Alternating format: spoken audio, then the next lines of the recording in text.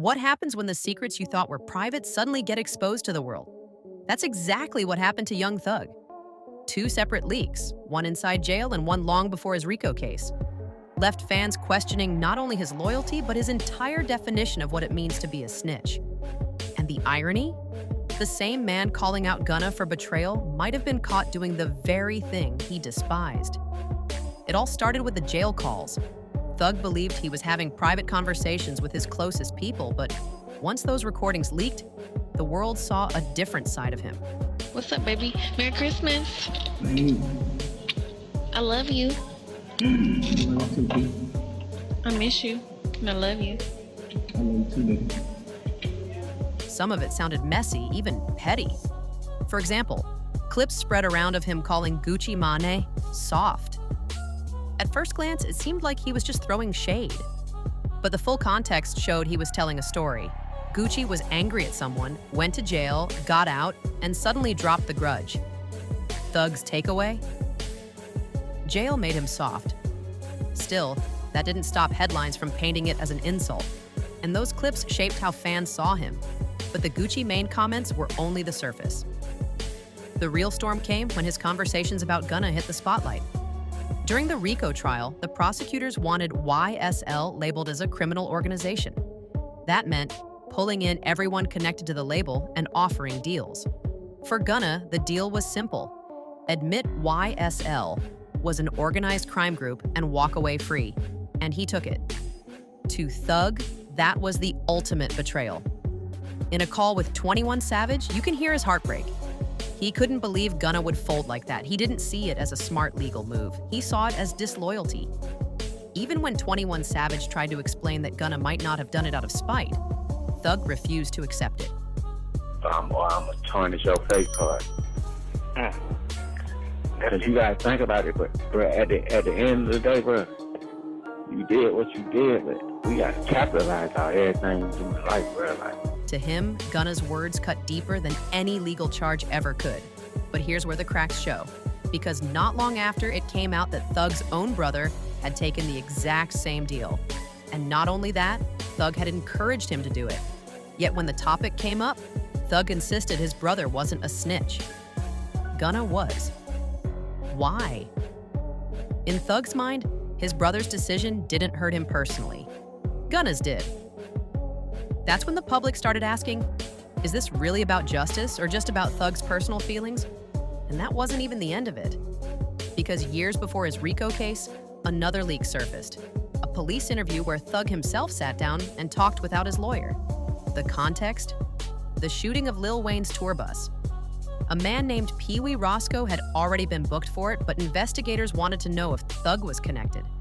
They told him repeatedly, you don't have to talk. You should probably wait for a lawyer. But Thug insisted on speaking. From the start, the police played the classic game. Acting friendly, saying they listened to his music, offering him food, creating an atmosphere where he'd let his guard down, and it worked.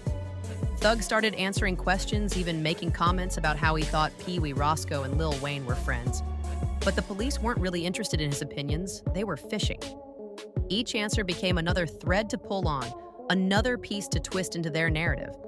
Rapper Young Thug walked free yesterday after pleading guilty to end a nearly 2-year trial on racketeering charges.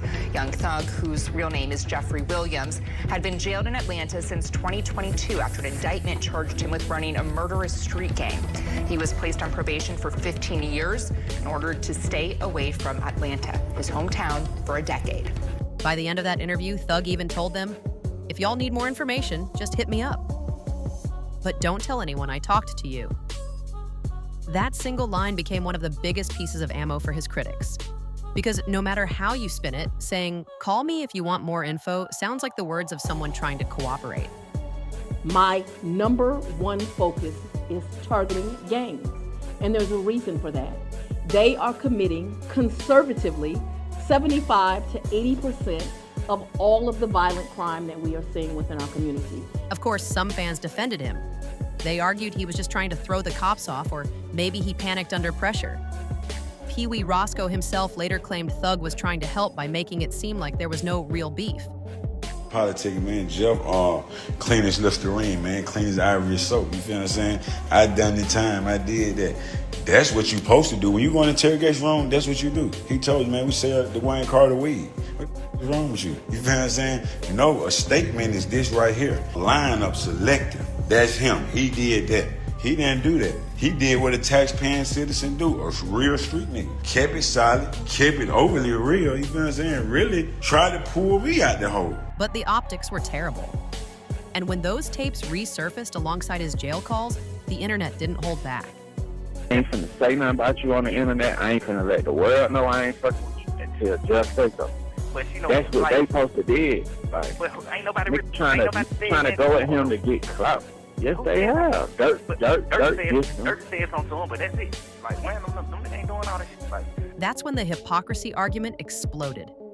How could Thug call Gunna a snitch while he himself had willingly sat down with police? How could he say his brother wasn't a snitch when he encouraged him to take the exact same deal? It all came down to how Thug defined the word snitch. For him, it wasn't about talking to cops or making a deal. It was about betrayal.